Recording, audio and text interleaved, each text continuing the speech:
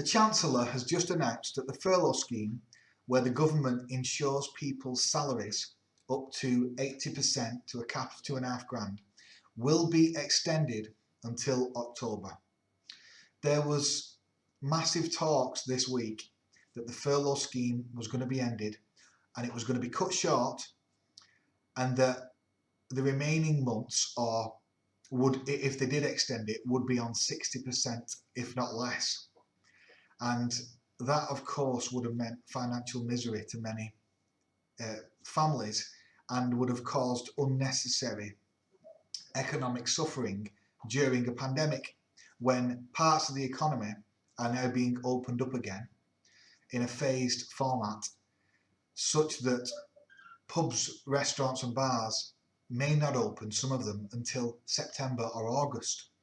And so there was a lot of uncertainty, and fortunately the Chancellor, it seems, who it is alleged made, or someone in his department made, an appalling comment about workers being addicted to furlough, which is an appalling, stupid and ridiculous comment that I talked about in my previous video.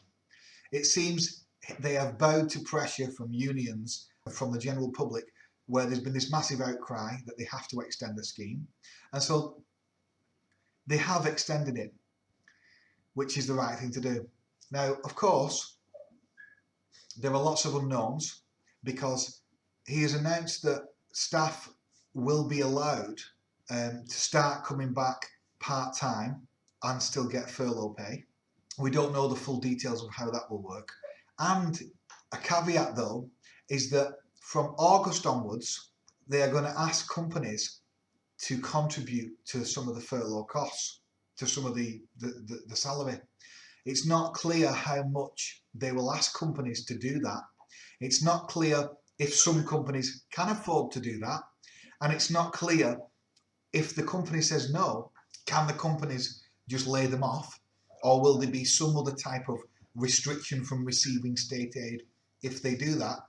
Or will they have it where the individuals can receive a furlough, but it will be reduced, and it will be completely up to the companies whether they want to match the difference that the government won't pay up to the 80% furlough?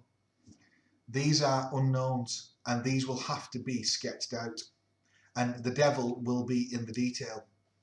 Of course, we don't want a situation where companies simply lay people off and say that we can't afford, or we won't, we refuse to match the difference in furlough pay.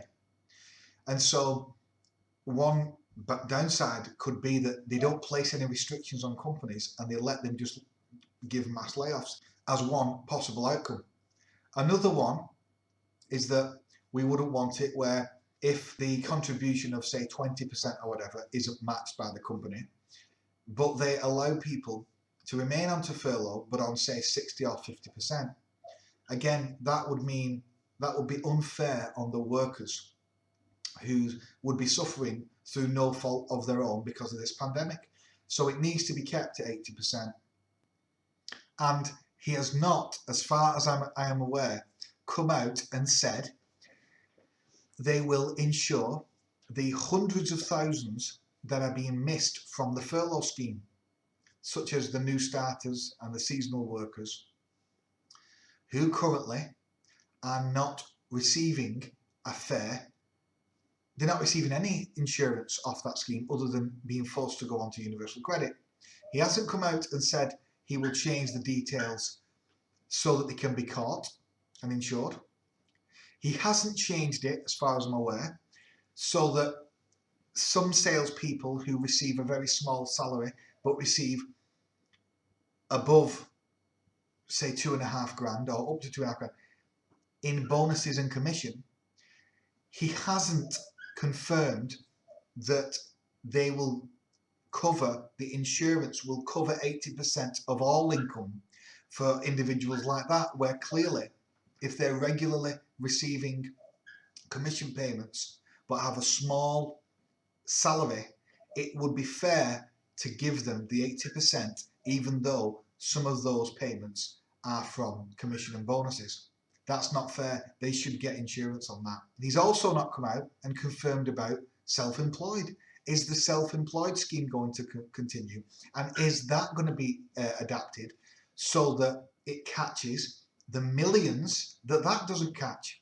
Like the people who earn a small amount of money in a salaried format so they can be furloughed, but that might only be minimum wage or just above, but they have another job, something on the side, in a self-employed format where they earn equivalent to that or a few grand a year, why should they not get insurance on that income? Why should they not get insurance on that income up to 2.5 grand? There's no good reason to say why they shouldn't. It's not fair.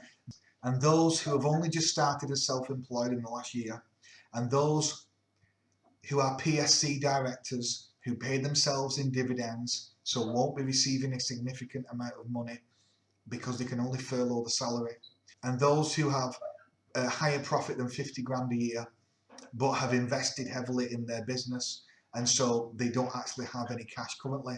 It is unfair on all these self-employed people that they are missed from these schemes. That's why I believed the better thing would have been to done than have all these complicated schemes would have been a universal basic income that would have caught everyone and would have ensured that no one is left through these cracks. It would have been a simpler thing to do, but they've chosen this complicated scheme and they've chosen, unfortunately, to miss millions out because of what they're claiming is potential fraud.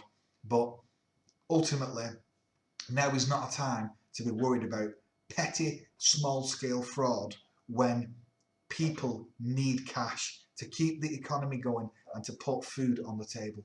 And we know that millions are being missed from these schemes because we know that millions more people are now claiming universal credit. If they was on these schemes, they wouldn't be claiming UC. But they are. There were 1.8 million individual declarations to universal credit between 16th of March and 12th of April. And there were well over 1 million who applied as a household. So there are millions of more people now on universal credit, with thousands and thousands being brought onto the scheme every single day. And so now we have millions more people that are on the misery of universal credit. And so the other elephant in the room is that they need to tackle universal credit. They need to at least double it. It is woeful and does not give people enough insurance to pay the bills, to pay the rent, etc. And for essentials like food, etc. It doesn't cover enough of that. It's £409 roughly. It's pathetic. And so the other elephant in the room is that they need to address that, which he hasn't done so far. So there is a lot of unknowns, and the big caveat that has come out today is that this asking employers to contribute after August, it's unclear what that arrangement will be. It could be that many firms say, no, we're not doing, we'll have to just let them go. And if that happens, there will be hundreds of thousands, if not millions, being made unemployed.